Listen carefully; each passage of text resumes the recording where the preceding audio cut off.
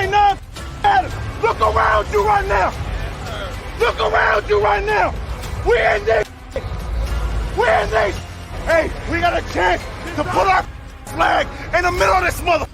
Hey, energy all day, every play. You come out here and you push it in the mouth and you let them know we play Detroit ball all day. Win on three. 1, 2, 3. What up, everybody, and welcome to another episode of Full Metal Analysis. We had the preseason game yesterday. I didn't really get a chance to see the beginning of it. I didn't know it came on so early, so I missed the beginning of it. But Marcus, what are your thoughts on what you saw yesterday? I was real excited for the preseason game. First taste of the Lions in a real, it's a preseason game, but it's still live action against another team. Chance to see our depth. So I was ready for it. First quarter, man. The whole game honestly was not very good. It wasn't a whole lot of excitement. I think the most exciting play to come out of it wasn't from the Lions. It was whoever that guy was for the Giants, where he put that foot down. It was kind of similar to Jahmyr Gibbs, that juke Jahmyr Gibbs put on that Vikings dude last season. But yeah, he shook my man and took it to the house. Yeah, man. The backup defensive lineman, man, are definitely gonna need some work. But essentially, I wasn't looking for a good game. My main thing in the preseason game, because I didn't expect much from all these scrubs on the field. But you know what I'm saying. But I did want to see certain people do well. I heard that Wingo did pretty decently. But essentially, I saw Broderick Martin. He was okay. He was like up and down. Yeah, I got it. We could go through it. I lined it up for you. So first we can talk about the quarterbacks. I got Hendon Hooker right here. We can talk about Hendon Hooker, but if you tuned into that game last night, you knew it was the Nate Sudfeld show. So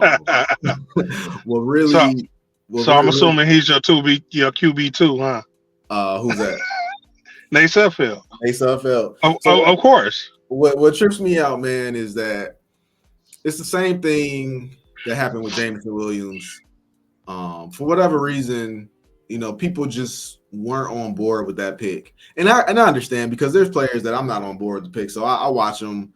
I got a magnifying glass up to their careers, and anything I'm gonna add that to the pile of I told you so's.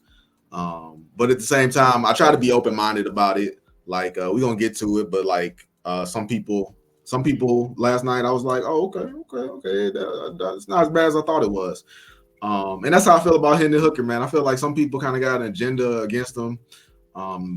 Especially the people that were fully on board Jared Goff once he kind of showed that he was worthy of being the starting quarterback for this up and coming team. So they were just so mad at this Hendon Hooker pick, and so they took everything they could. And you have people in reporters in training camp saying, this guy's got to learn everything. This guy's got to learn how to. One report was that he had to learn how to call a play in a huddle or something like that. They was like, this guy, he's just got to go from square one. And it's like, bro, when you saw him out there last night, he did not look like this guy had never played football before, because that's essentially what they was trying to make this guy out to be. Right. The people with an agenda against Hendon Hooker, I feel like those are all. So in Detroit, we've always had, bad quarterbacks. You know what I'm saying? Essentially until Matt Stafford came, and now Matt Stafford was a great quarterback, but he didn't win any games. So when we finally got Jared Goff, I it was barely anybody on the on the Jared Goff bandwagon boat, and but then Jared Goff started to win games, so he essentially became the safe pick. So seeing as we've never had a quarterback that wins before, people essentially were like, well, we got to stick with the safe pick, not willing to take a chance on losing that safe pick. And I think essentially that's what people chalk Hendon Hooker up to. They drafted Hendon Hooker, and a lot of people were like, "Oh, well, this guy's got talent. This guy, was a winner in Tennessee." But the people who have seen Jared Goff win don't even want to take a chance to stray away from that. So rooting for Hendon Hooker would essentially be taking a chance. But me, I'm all for taking chances. Like if I always want to improve the position. I essentially don't think that Hendon Hooker should be the starting quarterback right now. But eventually, I feel like he's going to be the one to take over the reins. And there's some people who don't want to see that. They want to keep Jared Goff here forever because he is the safe pick. So some of the positives I saw out of Hooker, some of the positives I saw, one play that stood out in my mind was it was just a simple play because we didn't even see a whole lot of Hooker. He probably played 2 or 3 drives, and then he left with a concussion. So one of the positives that really stood out to me was one play where he dropped back. I think it was from I think he was under center. I don't think it was shotgun, but he took it. He took snap from under center. He dropped back. He had his eyes downfield on his first option.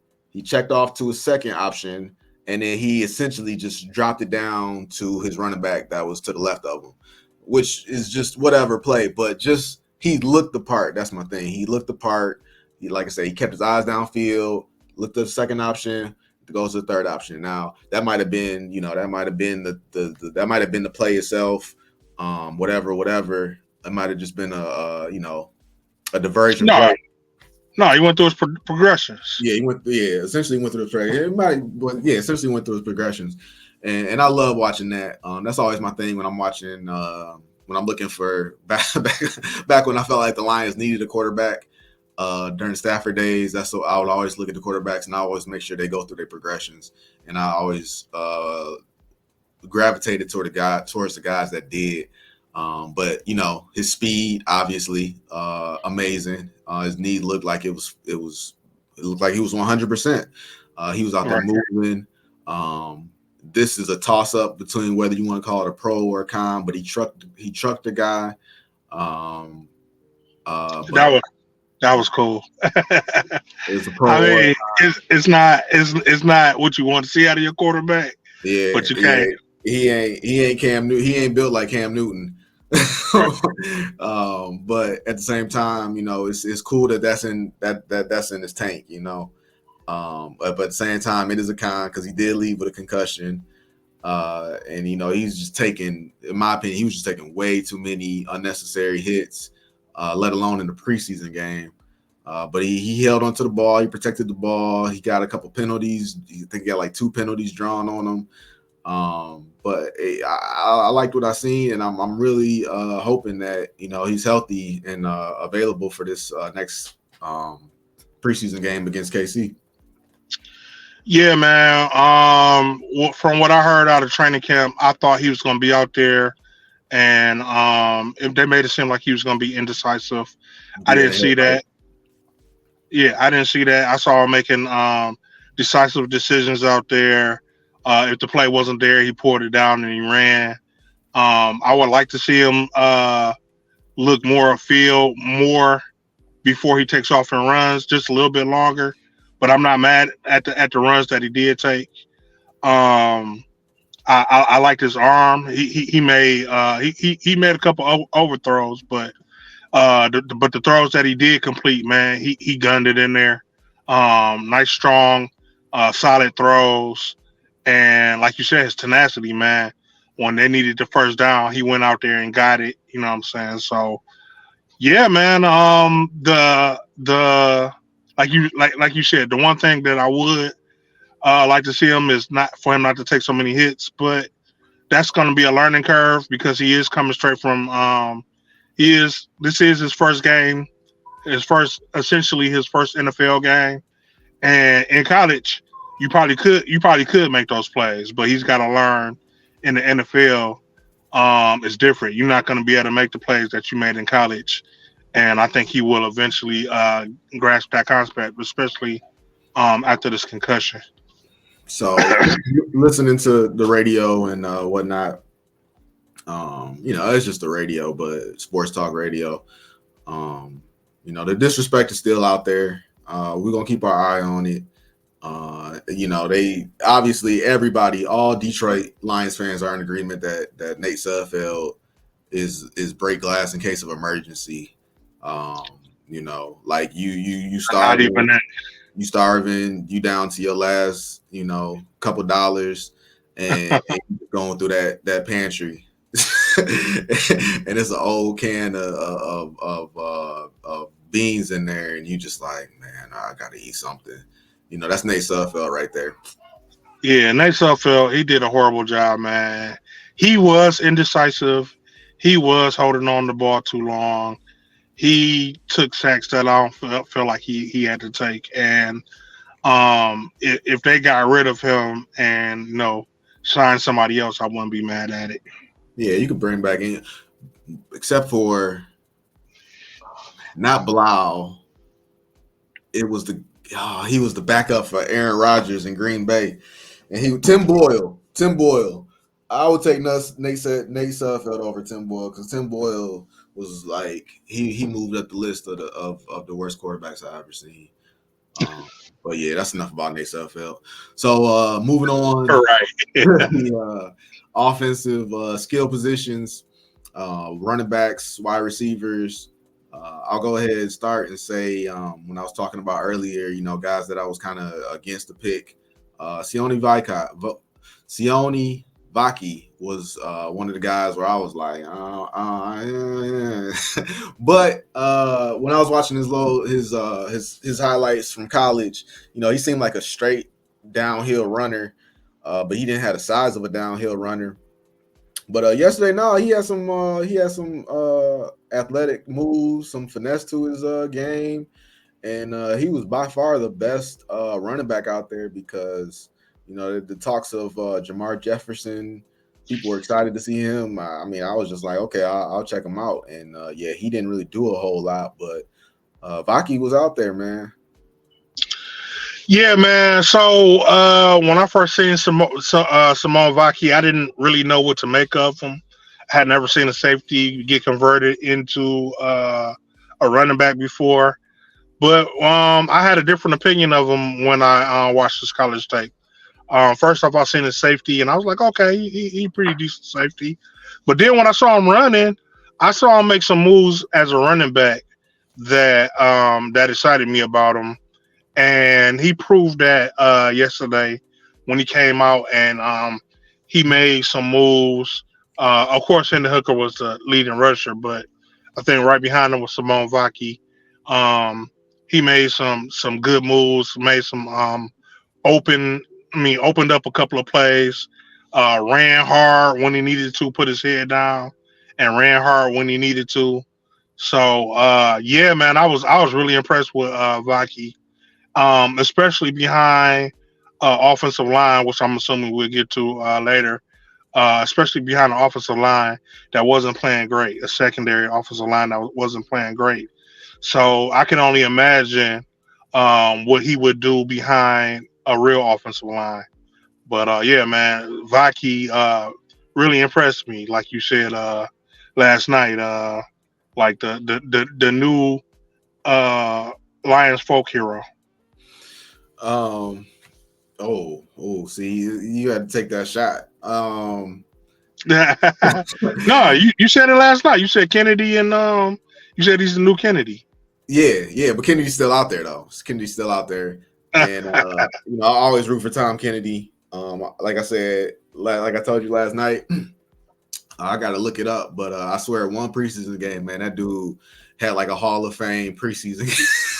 Yeah, like a Hall of Fame, like Tom Kennedy is in the preseason football Hall of Fame. So I always root for Tom Kennedy. We'll see what happens along the lines of wide receivers, man. That was very disappointing. A lot of talk about that dude Fountain out of training camp. We were excited to see Antoine Green. I think he had a catch early in the game. I think you hadn't turned it on yet, but he had a catch early in the game, and he was holding like his groin area, like he had stretched something out. Then later on, he leaves with a concussion. It wasn't a very good game for him.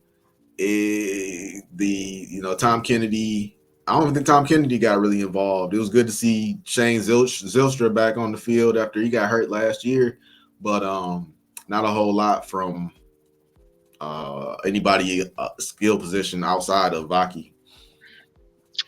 Yeah, Green. By the time I turned it on, he was doing his last couple plays. I didn't really see anything special. Yeah, Tom Kennedy. He made a couple of catches, but solid catches, but nothing special. So yeah, I didn't really see anything out of them either. What I will say was what I saw out of Donovan Peoples Jones.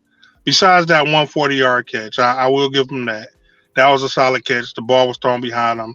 He turned around, made an adjustment on the ball, caught the ball, and did that. But I need to see more stuff like that. Other than that, he was real quiet. And then Hendon Hooker threw a touchdown pass to him at the back corner of the end zone, which I felt like he could have made a play on if he ran the route instead of fighting with the DB. It was a good thrown ball. He threw it to the corner of the end zone where the ball should have been placed. And I feel like if he had gave us everything to that route instead of fighting with the DB, it was a catchable touchdown. Going into next year, game one versus we play the Rams, right? Yeah. Game one against the Rams is DPJ, your wide receiver number 3. At the moment, I don't know who my wide receiver number 3 is. I expected him to be that, but uh, right now probably have to be Khalif Raymond. Mm-hmm. No, I'm with you on that. Next up, offensive lineman. The offensive line wasn't bad last night, but it wasn't good either. On the flip side of Vaki is Giovanni Manu. Both those picks, Vaki and Manu, I thought they were kind of head scratcher picks. I wasn't alone in that. It was a common theme, but at the same time, nobody's gonna kill Brad because Brad's done a hell of a job. So, but Manu last night, he ended up getting pulled into the game, and I didn't really see. He just looked like he still was adjusting to NFL speed. I felt like people coming off that edge, they could get around him. Now if it was like if he got to his spot, then yeah, you're not getting past this man. But it was getting to that spot, and it was stopping them guys from beating him with his speed. And a couple of times his hands, he kind of looked like he didn't really know what to do with his hands. So I could see why everybody keeps saying he's so raw. It's crazy because people keep saying that Hendon Hooker is so raw, and then he came out and I thought he looked great. And then Giovanni Manu came out and people said he was raw, and I'm like, yeah, I see it. Yeah, man. Manu, he was a pick that I was excited at his speed, and at his size and what he showed, his strength. And like I said last night, man, I wasn't mad at his performance. And now, first off, when he was picked, we already knew he was picked as a project. We already knew he wasn't going to play this year. So what I saw was right about on par with what I expected from him. Like you said, when he did get to a spot, he held his own. But we know he's gonna have to work on his footwork and his hand placement because when he gets to speed, when his defender gets up to speed, he was having a little trouble, like you said, keeping up around the corner. But I still felt like he held his own. He did okay. Nothing groundbreaking. You know what I'm saying? I'm not gonna say throw him out there at the beginning of the season or throw him out there as a backup if somebody goes down. But as far as raw lineman of the future, I can get down behind what I saw from Vaki. You know, in 1 or 2 years, I think he'll be pretty good with his size and his strength. Yeah, that's all I pretty much got on the O lineman. As like I said, they, it wasn't like the quarterbacks were constantly under pressure. Like, the headline is Hooker left with a concussion, but like I said, he was getting out of that pocket. And even Sudfeld, like, yeah, he was terrible, but for the most part, he had time to make throws. Most of the time, the throws weren't getting to wherever I don't know where he was going with the ball, but he had time to throw the ball wherever he was throwing it to. And then and at the end of the day, I've always stood by. They got guys that could fill time. Now I don't want them to be starters for the season, but if you need somebody to spell. You got the Dan Skippers and you got the Kobe Sorsdaws and Owasika was out there. These guys are part of the program and they've been great filling pieces since they've been here. So the offensive line, I was okay with their performance last night. I wish they would have opened up more holes, but at the same time, Vaki made some holes happen for what they was giving him. So. The offensive line was a backup offensive line, and I thought they did okay. Yeah, I feel the same way about the entire offensive line that I felt about Manu. They didn't do bad, but they didn't do good either. I wouldn't even. I would consider them right about below average, just right at that line. They didn't do bad, like you said. It wasn't a whole lot of pressure on the quarterback. I mean, but the pocket was slowly breaking down constantly. It was a tight pocket. It wasn't a foreign pocket. It was a shrinking pocket every play. And when they did do the running play, they weren't moving any guys out of the way. The holes were just barely holes, and that's why I think a lot of the running backs had trouble running through them. But at the end of the day, like you said, they were second string. Didn't expect a whole lot from them, but I did want to see slightly a little bit more from them. Then and I didn't even see Sorsdale. Somebody I heard on the radio somebody saying not on radio on Woodward. I heard somebody saying that he didn't do well. I didn't see him. All the linemen kind of just blended into one big mass until Manu came on because I kept an eye on him specifically because I was looking to see what he was going to do. But other than that, man, nothing really impressive. Yeah, I'm with you. Like I said, I don't think it gave me confidence that if one of the starters go down, that I'm gonna be confident in the guy that comes in. Though I wouldn't say that. Yeah, I mean, I based that on last year. I mean, it happened plenty of times last year. We saw Sorsdale, we saw Skipper, and I think even in like some of the playoff games, we saw Owasika. I hadn't even heard of Owasika till they threw him in. Because whoever got hurt in that playoff game. So, other than that, though, yeah, it's not a whole lot to say. It's like I said, they backups for a reason.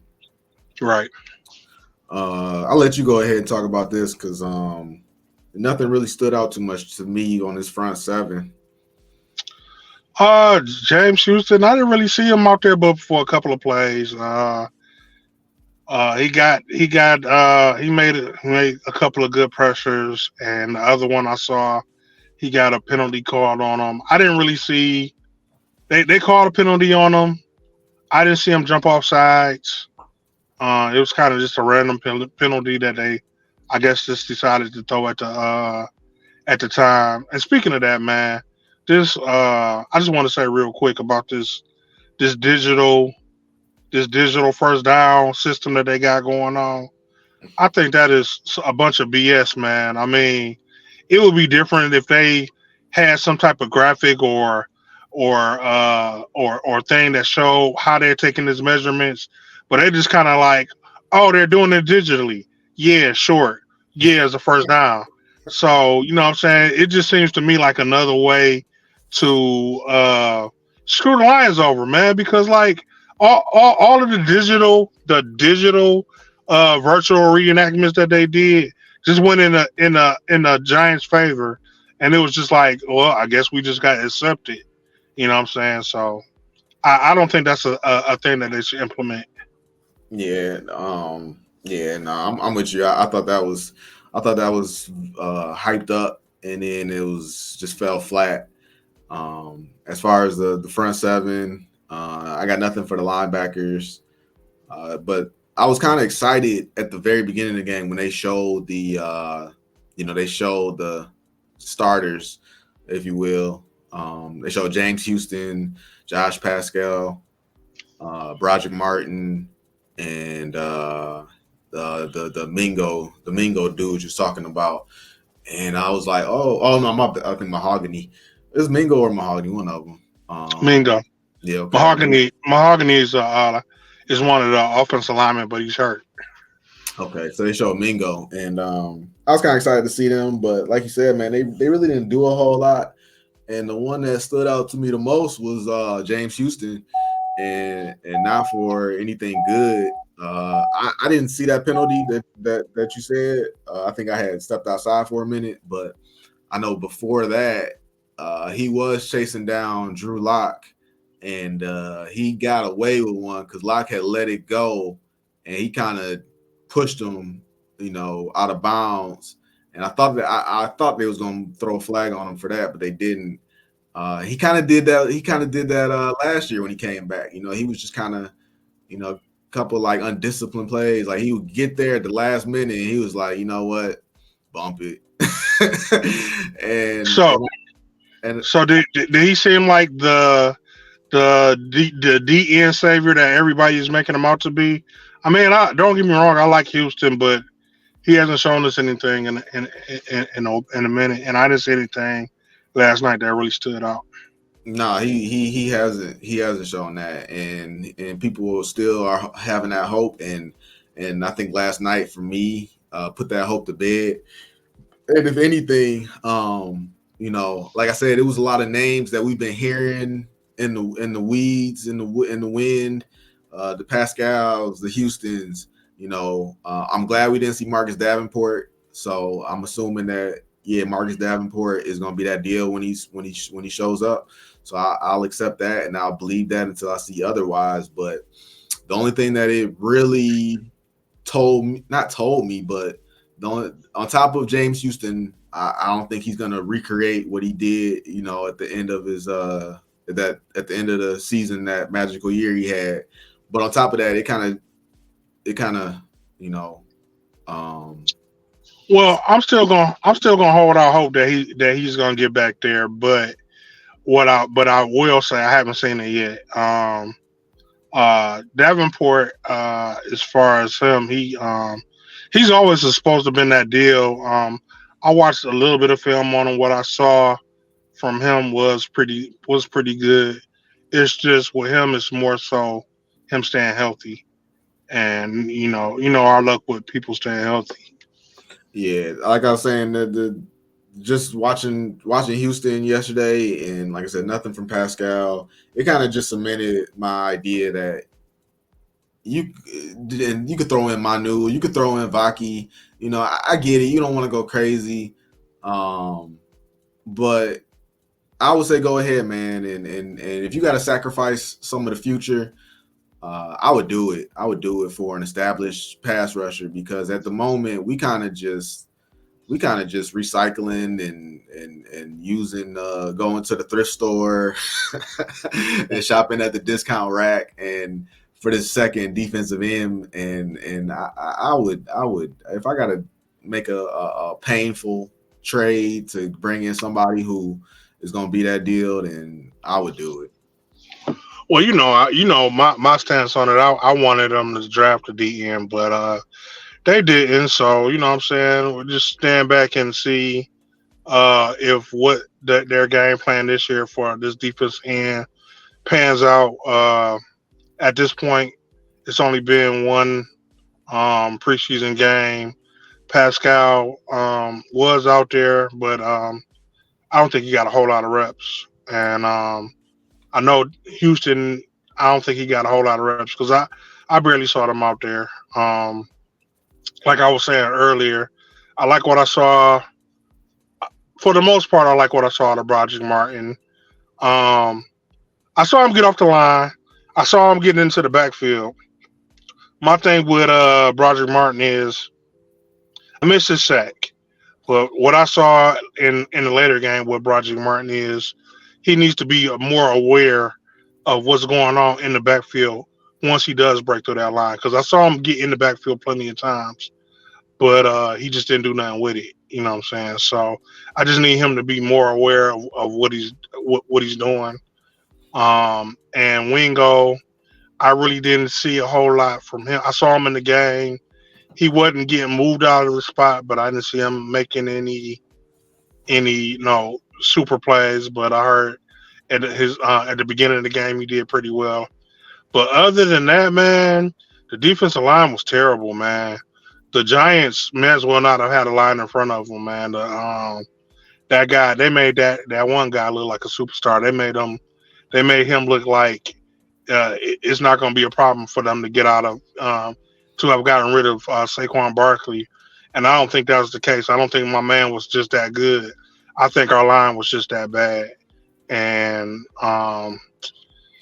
thank God that we got our starting guys in there. So if we have our starting guys and the few guys that I mentioned plugged in, if they can step up their game, I think they will be all right. But past that, man, it's all bad. Yeah, I'm with you, man. It's like I said, this is whose backups are better, and the Giants got better backups, which at the end of the day really doesn't mean anything in the grand scheme of things. Okay. But the Lions didn't draft the defensive lineman in the first or second round, and in fact, they drafted two cornerbacks with their first two picks, Terrion Arnold and Ennis Rakestraw. Terrion Arnold didn't really have a lot of action. There wasn't a lot of balls thrown his way. It was a quiet night for him, which is fine. Ennis Rakestraw, same thing. I don't know how long he was out there, but he had a nice tackle. They didn't do anything to make you look a little closer. Like, they went out there and for the most part. They had respectable performances, and I'm excited to see how they look going forward. Yeah, man, I didn't get a chance to see Terrion. Like I said, I turned the game on late. But Ennis Rakestraw, he was out there for a minute when I was watching it, man. And you know what they say: if you don't hear a guy's name called that much, then they're out there doing their job. And from what I could see, the Giants were running all up and down the field and making passes all up and down the field, but none of those passes were to Ennis Rakestraw's side of the field. They were all on the other side of the field. So I take that as being that he held his side down, and like you said, and then he even got in there and made a couple of plays. I think when they put him at slot. So yeah, man. I got to say I like the performance that I got from Ennis Rakestraw. I didn't see Meek. I already did pretty well as well, but all the other guys, Dorsey and Vendell, um, I wouldn't say they did good. They did okay, but they were still getting beat. Um, once again, not the guys. No, if we get down to those guys, we're gonna be in trouble again. Same situation we were in last year. But the guys up front are looking good. The guys that we expect to be up front are looking good. I think it's a major blow that we lost Emmanuel Mosley though. I thought it was kind of curious that Amik Robertson was out there. I think he played at least the whole first quarter, and it just seems like there's a gap between how he sees himself and how the coaching staff sees him. Because I saw on Twitter one day, Twitter, social media, somewhere on there, that he was kind of taking exception to the comments that he was going to make for great depth, and he was like,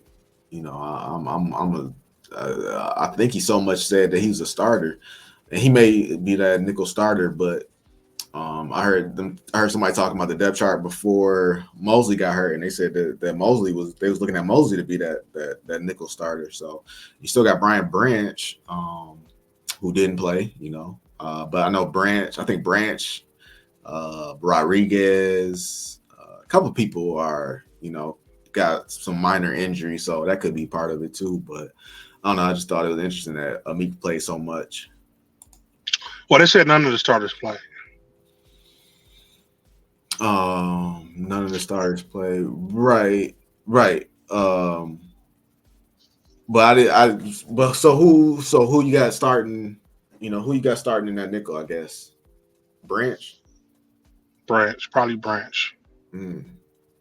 Which is interesting that you signed or traded. I forgot how they got Robertson, but it's interesting that you brought him in for depth. Which is fine. We did need depth, but I feel like it was like higher caliber receivers out there. But they like to be smart with their money, so I'm not mad at it. But well, I feel like they bought Amik in before they drafted Terrion Arnold and Rakestraw. So he was gonna be that number 2 guy.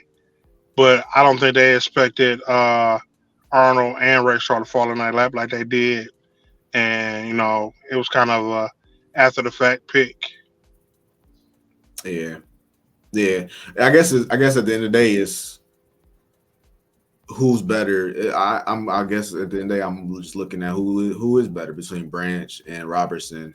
And I guess I never watched Robertson play, so I would have thought that they would have brought in somebody who's better than Branch. Is kind of how I looked at it, but and just the way he talking. But I mean, I get it. I'm not mad at nothing. It's just interesting to me. I that's the one thing that I guess you would say surprised me, is that he played as much as he did. Well, I know they were thinking about. I heard some rumors that they might have been thinking about putting Branch at safety and letting Amik play nickel, but I think it would just depend on if you want to take Iffy out of safety and replace him with Branch. And I'm not sure that that's what they want to do. Yeah. So other than that, anything else you got out of this game, or you can even take it to anything you're looking forward to this next game? No, not really, man. We pretty much covered everything. The next game, I want to see more so how what Dan Campbell is. It'll be more for the coaches. The next game, I want to see what they took from this first game and what adjustments they made to see if we can see any improvements in these guys' performance coming up in the next game. Any thoughts on Dan Campbell going for it 3 times and going 0 for 4 and 4th down conversions? No, I mean, if he does it in regular season games, he's going to do it in the preseason game because the games don't count. You know what I'm saying? Instead of, You know what I'm saying? You get to see the guys that you want to see, give them an extra rep and see what they do in a needed all situation. You know what I'm saying? That's part of the game that Dan Campbell plays, and you knew for sure he was gonna do it in the preseason. So yeah, I'm not So surprised by that. all of the fears and all the fears and gloom and doom about what are we going to do with kicker at the end of the day, it's going to be business as usual, and we only going to see the kicker like a couple times. I think it will be business as usual. I think he'll take a couple of. I think he'll take a few less chances, but for the most part, I think he's gonna play his. I think he's gonna play how he plays. I don't. I don't. I think that it had something to do with the kicker. Um, as far as the guy that we got now, um, he can kick it. He can kick long field goals, but he hasn't proven to be consistent yet. So I think yeah, I think it'll be less. I don't think it'll be as many chances, but right around par. Yeah. Okay, yeah, no, Jake Bates knocked down a 53-yarder yesterday. That was his only attempt, so that was good to see. But I'm kind of with you. I don't think I don't think that if this was a real game, and say for instance, his offense went 0 for 2. I don't know. If his offense went 0 for 2 on fourth down in the red zone, would he go for it that third time? That's a great question. I don't know. I don't think that based on the way that the offense was playing, I don't think that he would have went that route. Maybe on that drive when I think the situation where Hooker took him down to the red zone and got him. I think that was one he would have went for, but none of the other ones. No, that's what's up. Yeah, no, I'm excited for next week though. Even though yesterday was so terrible. Well, no, I take that back. If Hendon Hooker plays next week or the next game, I'm excited for the game. But if Hendon Hooker don't play, it's gonna be background noise, honestly. You're not looking to see anybody else improve? Improve? No, I mean, I think the last video I was talking about how people disregard preseason so hard, and like they be proud to be like, I don't watch preseason football, but and I was like, man, forget those guys. But after watching the game yesterday, even after I said that, I started thinking about it, and I was like, wow, what have I ever seen in preseason that I was able to take that into the season? You can almost take it to training camp. They've been talking about the Malik Neighbors hype, and going into that game, Malik Neighbors was destroying the Lions in training camp. But in that game, you didn't see no Malik Neighbors. It was probably raining at his hardest at that point when he played, and by the time he came out, it probably let up a little bit. So that might be part of it. Also, might be part of the fact that Drew Lock sucks. That's very plausible. I don't think he got out there with Tommy DeVito, so that could be it. But at the end of the day, though, I'm starting to move towards the preseason. It's good to see your depth guys play.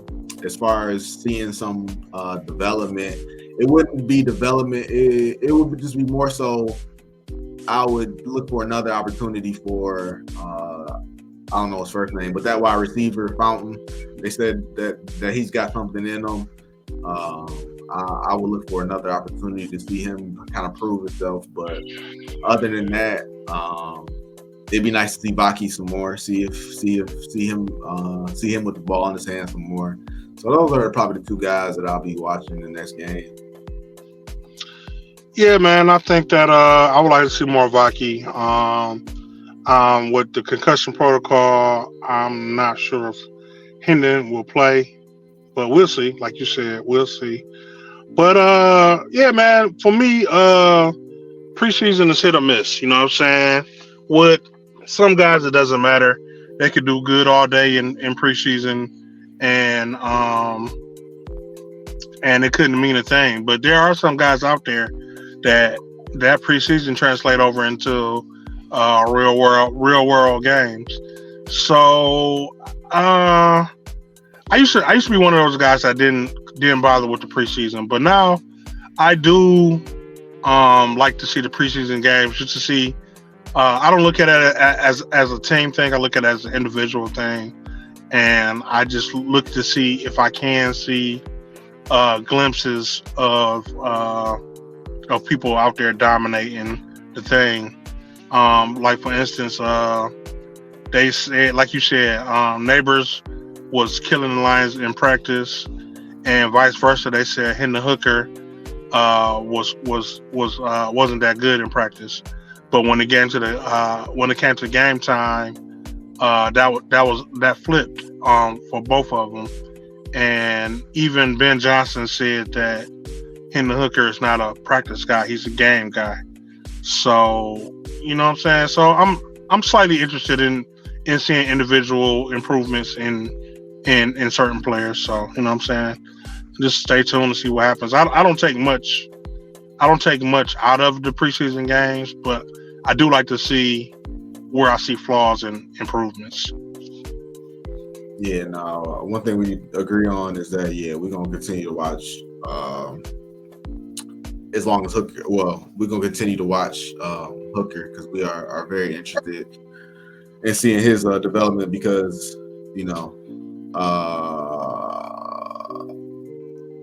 I feel like it's pretty safe to say that he is Amik Robertson, Terrion Arnold, Ennis Rakestraw, those guys, but Hendon Hooker could be a big name in the league, a starting quarterback in the league in the future, wherever it may be at. So I'm with you. We get a chance to watch that development and that growth, and I'm definitely watching for that. But other than that, it's like you said, hit or miss. Yeah, man. I think that's all I had, though. Same here, man. So we're gonna catch the next game and see where it goes from there. Yeah, we'll see y'all after the next game. We appreciate all the views we've been getting lately. Most definitely. Please continue to comment. We do read your comments, so please continue to comment. And if you have a topic y'all want us to talk about or anything that y'all want to say, let us know. But other than that, that's all I got. Peace. Detroit!